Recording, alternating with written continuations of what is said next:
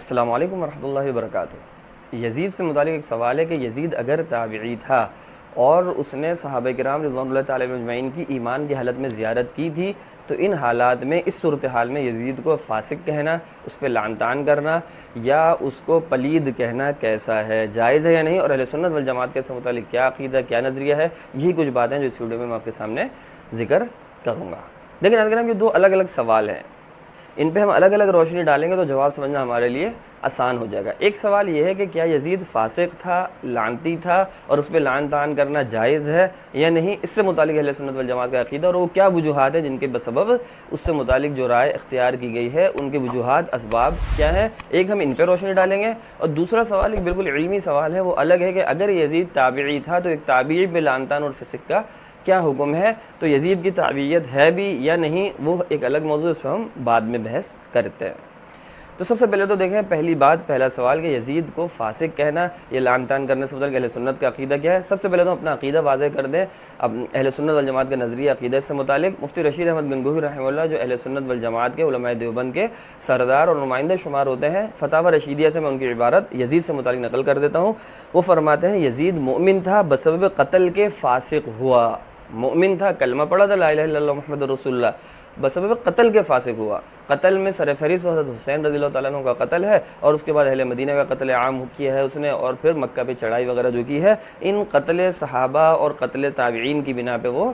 فاسق ہوا۔ کفر کا حال معلوم نہیں، کافر کہنا جائز نہیں کہ وہ عقیدہ قلب پر موقوف ہے۔ ایک اور جگہ فتاوی رشیدیہ میں لکھتے ہیں ہم مقلدین کو احتیاط سکوت میں ہے، کیونکہ اگر لعنت جائز ہے تو نہ کرنے میں کوئی حرج نہیں، اس لیے کہ لعنت نہ فرض ہے، نہ واجب، نہ سنت، نہ مستحب، محض مباح ہے۔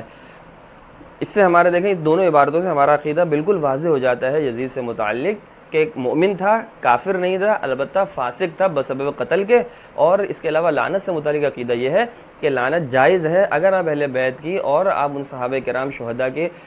محبت میں اس پہ لعنت بھیج دیتے ہیں تو جائز ہے، البتہ واجب فرض مستحب نہیں، نہ کرنا بہتر ہے، کیونکہ نام لے کے لعنت کرنا کسی بھی شخص کے بہرحال شریعت میں اس کو ممدوح قرار نہیں دیا گیا۔ اس لیے آپ یہ کہہ لیں قاتلین حسین پہ، قاتلین صحابہ پہ لعنت ہو، اور یزید کا نام نہیں، لیکن اگر آپ لے بھی لیتے ہیں اس کو پلید یا فاسق کہہ دیتے ہیں یا اور کوئی گالی دے دیتے ہیں، لعن طعن کر دیتے ہیں، تو ایسا کوئی حرج نہیں ہے، کوئی حرام فعل یا مکروہ فعل نہیں ہے، جائز ہے، نہ کرنا میں نے بتایا ہمارے نزدیک بہتر ہے، سکوت اختیار کیا جائے۔ تلک امۃ قد خلت لہا ما کسبت ولکم ما کسبتم، اللہ تعالیٰ کے حوالے ہیں اس کے افعال، اس کے برے کرتوت اللہ جانے اور وہ جانے۔ نیز ایک عقیدہ یہ بھی آپ ذہن نشین رکھیں کہ حضرت حسین رضی اللہ تعالیٰ عنہ کا یزید کی فوج سے اور یزید سے جو مقابلہ ہوا ہے، اہل سنت والجماعت کا عقیدہ یہ ہے کہ اس میں حضرت حسین رضی اللہ تعالیٰ عنہ حق پہ تھے، یزید ناحق تھا، اس کو امیر المؤمنین کہنا کہیں سے جائز نہیں ہے، کہیں سے درست نہیں ہے۔ امام حسین رضی اللہ تعالیٰ عنہ حق پہ تھے، امام حسین رضی اللہ تعالیٰ عنہ کو باغی یا خروج کرنے والا قرار دینے والا خود اہل سنت والجماعت کے عقیدے سے باغی اور خروج اختیار کرنے والا ہے۔ وہ قیام پر تھے، وہ خروج پہ نہیں تھے، وہ حق پر تھے، وہ خلافت کو علی منہاج النبوہ قائم کرنے کے لیے نکلے تھے، اس کے لیے وہ کوفہ پہنچ کر ایک پلیٹ فارم آپ کہہ لیں، ایک میدان کہہ لیں، تیار کرنے کی غرض سے نکلے تھے اور حق پر تھے۔ یزید ناحق تھا، وہ کہیں سے امیر المؤمنین نہیں ہے، وہ خروج نہیں تھا، وہ قیام تھا جو خلافت کو علی منہاج النبوہ کرنے کے لیے اہل سنت والجماعت کا عقیدہ نظریہ یہی ہے۔ اس لیے اگر کوئی یہ کہتا ہے کہ حسین رضی اللہ عنہ باغی تھے، خروج کرنے والے تھے، تو وہ خود اہل سنت والجماعت کے عقیدے سے باغی اور خارج قرار دیا جائے گا۔ اب دیکھیں یزید کے وہ 3 کارنامے اور وہ سیاہ کرتوت میں آپ کے سامنے ذکر کرتا ہوں جس کی بنیاد پہ اہل سنت والجماعت نے یہ نظریہ، یہ عقیدہ یزید سے متعلق اختیار کیا ہے۔ وہ 3 کارنامے کیا ہیں؟ نمبر 1 حضرت حسین رضی اللہ تعالیٰ عنہ اور اہل بیت کا قتل عام، واقعہ کربلا، اس کا ذمہ دار بہرحال یزید تھا، اہل سنت والجماعت اس کو ذمہ دار قرار دیتے ہیں۔ اس نے حکم دیا تھا یا نہیں دیا تھا یہ ایک الگ مسئلہ ہے، اس کے لیے آپ کو صحیح روایت یا صحیح حدیث پیش کرنا ہوگی، لیکن ذمہ دار وہ تھا یا نہیں تھا، اہل سنت والجماعت کا موقف ہے، ہمارے اکابرین کا موقف ہے کہ یزید اس قتل کا، واقعہ کربلا کا ذمہ دار تھا۔ میں اس پہ تھوڑی روشنی اور آگے ڈالتا ہوں۔ دوسرا واقعہ ہررہ ہے، اس کا سیاہ کرتوت میں سے جو اہل مدینہ پہ اس نے چڑھائی کی ہے، جو واقعہ کربلا کے بعد اہل مدینہ نے اس کی بیعت توڑ دی تھی، تو اس کے بعد اس نے چڑھائی کی مسلم بن عقبہ کے ذریعے سے، وہاں اہل مدینہ کا، صحابہ کرام و تابعین کا قتل عام کیا ہے۔ اور تیسرا مکہ مکرمہ میں عبداللہ بن زبیر رضی اللہ عنہ پہ جو اس نے چڑھائی کی ہے، اور مکہ کی حرمت کو، حرم باتفاق نص جو جگہ جو ہے کیا کہتے ہیں حرم ہے، محترم ہے، اس کی حرمت کو پامال کیا ہے، اور مکہ مکرمہ پہ منجنیق سے خانہ کعبہ پہ پتھراؤ کیا ہے، پتھر کی بارش کی ہے۔ سخت سیاہ کارنامے ہیں یہ تینوں، انہی پہ مختصر روشنی میں آپ کے سامنے پہلے ڈالتا ہوں، پھر آگے بات کو لے کے چلتے ہیں۔ دیکھیں ان تینوں واقعات پہ، ان تینوں سیاہ کارناموں پہ یزید کے، ہم تفصیل سے تو یہاں بحث نہیں کر سکتے، نہ اتنا یہاں پہ موقع ہے، مختصر انداز میں کچھ باتیں آپ کو ان سے متعلق ضروری ذکر کرتا ہوں۔ تفصیل کے لیے میں نے آپ کو بتایا واقعہ کربلا کی تفصیل اگر دیکھنی ہے، مفتی شفیع رحمہ اللہ کی کتاب جو واقعہ کربلا سے متعلق ہے، آپ اس کو مطالعہ کریں، اس میں آپ حضرت حسین رضی اللہ تعالیٰ عنہ اور ان سے متعلق مظالم کو بہتر انداز میں سمجھ سکتے ہیں۔ مستند طریقے سے حضرت مفتی شفیع رحمہ اللہ نے وہ ساری روایات اور ساری جو بھی احادیث تھیں اس کو اس میں جمع کر دیا ہے۔ مختصراً میں آپ کے سامنے صرف یہ ذکر کر دوں کہ وہ کیا وجوہات ہیں جس کی بنا پہ یزید کو واقعہ کربلا کا ذمہ دار قرار دیا جاتا ہے، اور اس کی بنا پہ اس کے فسق کا اہل سنت والجماعت قائل ہیں، فسق کے قائل ہیں۔ دیکھیں اس نے حکم دیا تھا حضرت حسین رضی اللہ عنہ کے قتل کا یا نہیں تھا، یہ ایک الگ بحث ہے، اس کے لیے تو ہمیں مستند تاریخی روایات چاہیے یا مستند حدیث چاہیے جو کہ بظاہر موجود نہیں ہے، لیکن حکم دینا یا نہ دینا یہ الگ بحث ہے، لیکن ذمہ دار وہ تھا یا نہیں تھا یہ الگ بحث ہے، اور اہل سنت والجماعت کی اکثریت نے یزید کو ذمہ دار قرار دیا ہے، اور اس کے بہت سے شواہد موجود ہیں جس کی بنا پہ پھر اس کی تصدیق بھی کی گئی ہے۔ دیکھیں ذمہ دار کیسے تھا، ایک آسان سی ایک دو باتیں آپ کو بتاتا ہوں، آپ خود بھی فیصلہ کر سکتے ہیں۔ جب حضرت حسین رضی اللہ عنہ نے مدینہ سے نکلے ہیں تو اس وقت کوفہ کے گورنر حضرت نعمان ابن بشیر رضی اللہ تعالیٰ عنہ تھے، جو بنو امیہ کے ہی تھے، لیکن چونکہ وہ صحابی رسول تھے، محترم تھے، اور یزید کو یہ اس کے ذہن میں تھا کہ نعمان ابن بشیر رضی اللہ عنہ وہ معاملات حضرت حسین رضی اللہ عنہ کے معاملے کو اس طرح ہینڈل نہیں کریں گے جس طرح وہ چاہتا تھا، جو اس کے دل میں جو خباثت چل رہی تھی اس سے متعلق کہ کس طرح کسی بھی قیمت پہ گویا کہ کسی بھی قیمت پہ ایون حضرت حسین رضی اللہ عنہ کا سر بھی قلم کرنا پڑے، اس کے ذہن میں یہی بات تھی ایسا گورنر ہونا چاہیے حضرت حسین رضی اللہ عنہ کسی بھی ہاتھ پہ بیعت، کسی بھی قیمت پہ بیعت لینی ہے۔ اس کے لیے بھی انہوں نے نعمان بن بشیر رضی اللہ عنہ کو معطل کیا ہے، اور عبید اللہ ابن زیاد ملعون کو کوفہ کا گورنر مقرر کیا ہے، جو کسی بھی حد تک جانے کے لیے تیار تھا، کسی بھی حد تک۔ تبھی اس کے بعد پاس جب بخاری شریف کی حدیث ہے، بعد میں حسین رضی اللہ عنہ کا جب سر مبارک آیا ہے تو اس نے خوشیاں منائی ہیں، اور کوفہ کے اندر اس کو پورے سر مبارک کو لکڑی کے اوپر رکھ کے نعوذ باللہ تعالی من ذالک اس کو پھرایا ہے، اور سب کو گویا کہ عبرتناک انجام دکھایا کہ کوئی اگر یزید کی خلافت سے اور یزید کی بادشاہت سے روگردانی کرے گا بیعت سے تو اس کا انجام یہ ہوگا، نعوذ باللہ تعالی من ذالک۔ ہزاروں بار ہم اس پر اللہ تعالیٰ سے معافی مانگتے ہیں اور توبہ کرتے ہیں ایسے کسی بھی فعل سے یا اس کی حمایت سے۔ تو بہرحال اس عبید اللہ ابن زیاد کو یزید نے جب کوفہ کا گورنر مقرر کیا ہے تو سب سے بڑی ذمہ داری تو اس کی یہی عائد ہوتی ہے، اور اس کے بعد دیگر بہت سی روایت جو مفتی شفیع رحمہ اللہ نے بھی اپنی کتاب میں ذکر کی ہیں، یہی اس کی استناد کے لیے کافی ہے، اور دیگر حضرات بھی اس کو تسلیم کرتے ہیں وہ تاریخی روایت کو کہ یزید کے پاس بھی اس سر کو پھر بھیجا گیا ہے۔ ابن کثیر رحمہ اللہ نے بھی اپنی تعریف میں اسی کو ترجیح دی ہے۔ باقی یزید کی شخصیت جو کتاب ہے مفتی رشید احمد نعمانی، مولانا رشید احمد عبد الرشید نعمانی رحمہ اللہ کی، اس کا بھی آپ مطالعہ کریں، اور یزید کے کریکٹر کو، یزید کے کردار کو بڑے بہتر انداز میں اہل سنت والجماعت کے حیثیت سے آپ کو واقف کرتے ہیں، اس کے اوپر واقفیت دیتے ہیں کہ یزید کس نہج کا انسان تھا، اس کا بھی مطالعہ کریں، مولانا عبد الرشید نعمانی رحمہ اللہ کی کتاب کا اور مفتی شفیع رحمہ اللہ کی کتاب کا۔ تو اس کے پاس جب تاریخ ابن کثیر سے بھی معلوم ہوتا ہے کہ یزید کے پاس بھیجا گیا تو اس سے متعلق مفتی شفیع رحمہ اللہ یہ فرماتے ہیں، دونوں قول ہیں، ایک قول تو یہ ہے اس نے سیدھا خوشیاں منائی ہیں، لیکن بعد میں جب اس کو احساس ہو، جو اسی سے الفاظ تاریخ میں منقول ہیں، اس نے کہا کہ یار اس سے تو میری جو ہے نا پوری یعنی گویا کہ جتنی بھی جہاں تک اس کی بادشاہت تھی وہاں پہ میرے کو لوگ لعن طعن کریں گے۔ حسین کو جیسے اس کے ذہن میں یہ آیا فوراً تو اس نے پھر غم منانا شروع کر دیا، اور عبید اللہ بن زیاد کو گالیاں دینا شروع کر دی، اور اس کی وجہ خود ہی یہ بتائی کہ میرے کو لوگ لعنتیں دیں گے۔ اس کو حضرت حسین رضی اللہ تعالیٰ عنہ کے قتل کا غم ہوا ہو، یا اس نے تھوڑا سا بھی عبید اللہ بن زیاد کو کوئی سزا دی ہو، کوئی اس کو عبرت کا انجام تو بات کی بات ہے، اس کو سزا بھی دی، اس کو معطل ہی کر دیا ہو کوفہ کی گورنری سے، ایسی کوئی بات ہمیں تاریخ سے روایات سے معلوم نہیں ہوتی۔ تو لہذا معلوم ہو کہ یزید بھی اس کا ذمہ دار ہے، اس نے وہاں کا گورنر بھی تبدیل کیا ہے، اور اس سارے معاملات پہ کسی غم کا کوئی اظہار بھی نہیں کیا تھا حسین رضی اللہ عنہ کے قتل پہ، بلکہ اس سے متعلق بھی آتا ہے کہ اس نے بھی چھڑی سے حسین رضی اللہ عنہ کے منہ مبارک کو اور ہونٹ کو چھوا ہے اور اس کو جو ہے چھیڑنے کی کوشش کی ہے تو صحابی رسول نے اس کو بھی جو ہے نا سخت تنبیہ کی ہے اس کے اوپر. جیسے عبید اللہ بن زیاد نے بھی جب یہ کوشش کی ان کے چہرے کو چھیڑنے کی حضرت حسین رضی اللہ عنہ کے, تو ادھر بھی جو صحابی موجود تھے زید بن ارقم رضی اللہ تعالیٰ عنہ, انہوں نے, یا ایک قول کے مطابق انس بن مالک رضی اللہ عنہ بھی موجود تھے, انہوں نے بھی یزید کو سخت تنبیہ اور سخت سست قرار دیا ہے اور بہت ہی برے الفاظ میں اس کو ادھر تنبیہ کی ہے. دوسرا اس کا سیاہ کرتوت واقع حرہ ہے اہل مدینہ پہ چڑھائی, حرم مدینہ کی پامالی اور وہاں پہ صحابہ اور تابعین کا قتل عام, جسے اہل سنت والجماعت نے تسلیم کیا ہے کہ یہ اس یزید کے کارناموں میں سے دوسرا ایسا سیاہ کارنامہ ہے کہ اس کی حمایت اور اس کی طرفداری ایک مسلمان کر سکتا ہے, یہ بالکل بعید از قیاس ہے. صحابہ کرام و تابعین کا قتل عام ہوا ہے, اس کے اندر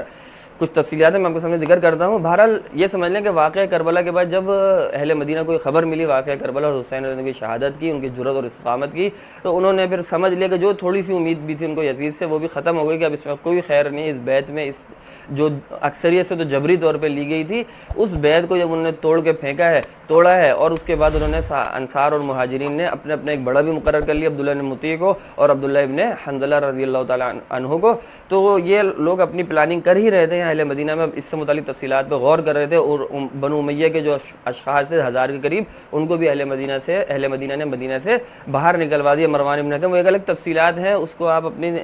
مستند کتابوں میں پڑھ سکتے ہیں. میں آپ کو مختصراً ذکر کر رہا ہوں کہ یہ واقعات جب یزید کو معلوم ہے تو اس نے مسلم بن عقبہ کی قیادت میں 10,000 سے زیادہ کا لشکر مدینہ پہ چڑھائی کے لیے بھیجا, اور ہدایات کے ساتھ بھیجا کہ 3 دن تک مہلت دینا, اگر نہ مانے میری بیعت پہ تو ان کے اوپر چڑھائی کر دینا مدینہ کے اوپر اور قتل عام کر دینا. اور اس کے بعد مستند روایات سے معلوم ہوتا ہے کہ 3 دن تک اس کے بعد مدینہ میں مسجد نبوی میں نماز ہی نہیں ہوئی. صرف سعید بن مسیب رحمہ اللہ ہوتے تھے اکیلے, وہ اکیلے ہی اپنی نماز پڑھ لیتے تھے, اور ان کو یہ لوگ مجنون اور پاگل سمجھتے تھے. وہ ایسے گویا کہ حرکات یا تو کرتے تھے جان کے کہ ان کو مجنون اور پاگل سمجھے, ان کو چھوڑ دیا تھا, ورنہ مسجد نبوی میں نہ کوئی نمازی تھا. اور اس کے علاوہ بھی بعض روایات سے تو اور بھی عجیب و غریب باتیں معلوم ہوتی ہیں, ان کی سنادی حیثیت صحیح ہے یا نہیں ہے, میں اس چکر میں نہیں پڑتا ہوں کہ اور کیا کیا ادھر غلط حرکتیں اور بیہودہ حرکتیں مدینہ میں ان 3 دنوں میں ہوئی ہیں. ان کی سندی حیثیت پہ ظاہر بات ہے بحث کی گنجائش ہے, تو جو لوگ یزید کی طرفداری کرتے ہیں وہ پھر ان کی سندی حیثیت ابو مخنف اور فلاں کو لے کے آ جائیں گے,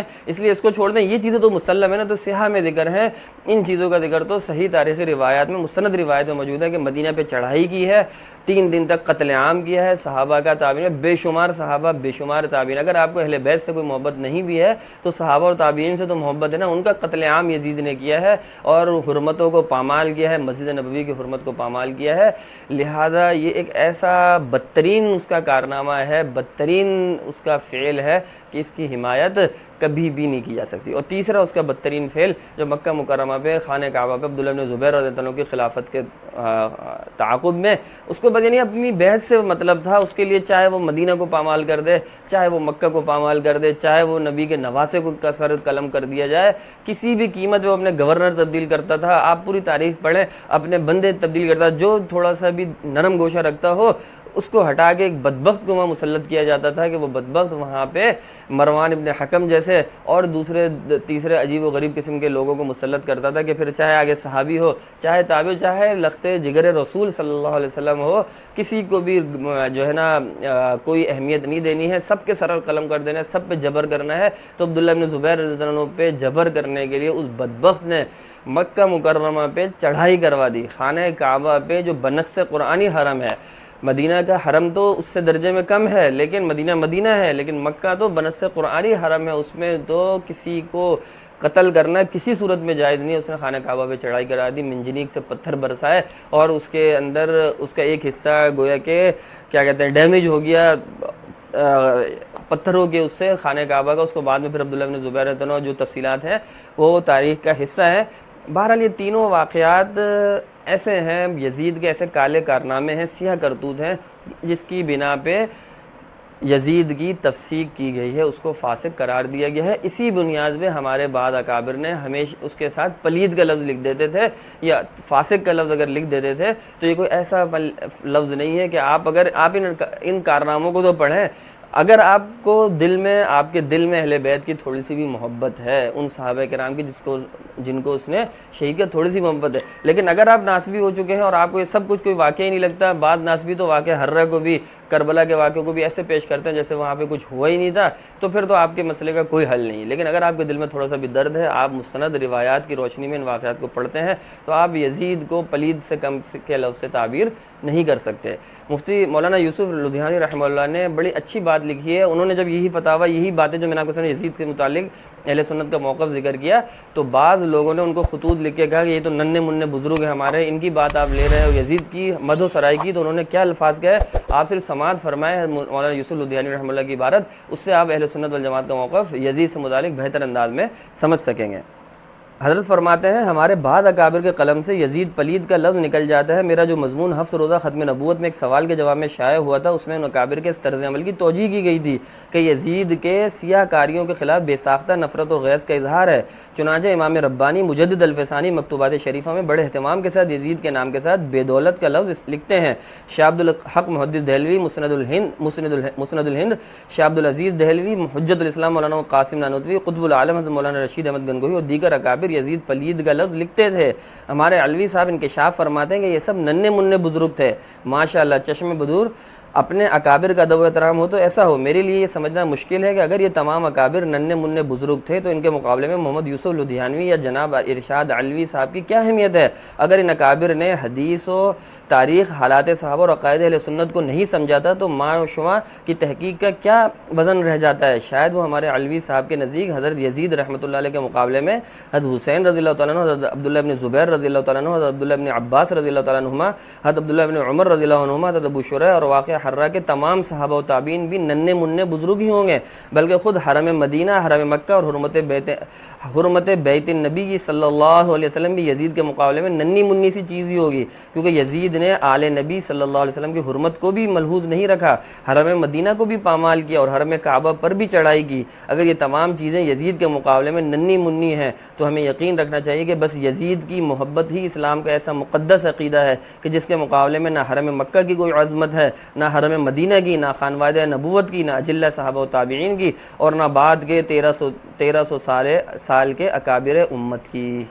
تو دیکھیں یہ تھی ناظرین یزید سے متعلق تفصیلات اور اہل سنت والجماعت کا اس سے متعلق عقیدہ اور نظریہ. میں نے بتایا ہمارے اکابر نے مختصر انداز میں اس کے تینوں کالے کارناموں پہ, سیاہ کارناموں پہ میں نے روشنی ڈالی. تفصیل کے لیے میں نے آپ کو بتایا مفتی شفیع عثمانی رحمۃ اللہ کی اور مولانا عبدالرشید نعمانی صاحب کی اور قاری طیب صاحب کی جو تینوں کتابیں واقعہ کربلا اور یزید سے متعلق ہیں, آپ ان کا مطالعہ کریں تو آپ بہتر انداز میں اس درد کو, اس غم کو اور یزید کے سیاہ کارناموں کو سمجھ سکتے ہیں. بالخصوص مولانا عبدالرشید نعمانی صاحب کی کتاب اور قاری طیب صاحب کی جو کتاب ہے وہ یزید کو سمجھنے کے لیے اور اس سے متعلق اہل سنت کا منہج سمجھنے کے لیے آپ کے لیے معاون ثابت ہوگی. اس کے مقابلے میں اگر آپ محمود عباسی کی, صاحب کی اور ان سے متعلق جو نیم ناسبیت اختیار کیے ہوئے لوگ ہیں ان کی کتابیں خلافت معاویہ تو یزید اور حیات سیدنا یزید کو پڑھیں گے تو وہ لوگ تو رحمہ اللہ اور رضی اللہ لگانے کے چکر میں لگے ہوئے یزید کے ساتھ, لیکن وہ ان کا موقف ہے, وہ اہل سنت والجماعت سے اس موقف کا کوئی تعلق نہیں ہے. اسی کے تعاقب میں یہ کتابیں بھی لکھی گئی ہیں. اہل سنت کا منہج میں نے آپ کے سامنے واضح کر دیا کہ یزید کے ساتھ رحمہ اللہ یا رضی اللہ لگانا ایک مسلمان تو کہیں سے تسلیم نہیں کر سکتا. مولانا یوسف لدھیانی صاحب کے فتاویٰ بھی آپ پڑھ کے دیکھ لیں, انہوں نے بھی اس کو سخت شقاوت سے تعبیر کیا ہے کہ یزید کے ساتھ کوئی اگر شفقت کا یا اس کے دل میں رحم آتا ہے یا اس کے لیے عظمت کا لفظ استعمال کرتا ہے. اس سے متعلق مولانا یوسف لدھیانوی رحمہ اللہ فرماتے ہیں کہ اس کے لیے عظمت کے الفاظ استعمال کرنا یا رحمہ اللہ وغیرہ لگانا, یہ ایک مسلمان تو یہ کام نہیں کر سکتا. اگر اس کے دل میں اہل بیت کی اور صحابہ کرام کی ادنا سی محبت ہے تو یزید کے ساتھ رحمہ اللہ یا رضی اللہ لگانا کہیں سے بھی ہمارے اکابر کے نزدیک درست نہیں ہے. امید ہے آپ کو ویڈیو پسند آئے گی, سمجھ آئے گی. اپنا خیال رکھیے گا. السلام علیکم ورحمۃ اللہ وبرکاتہ.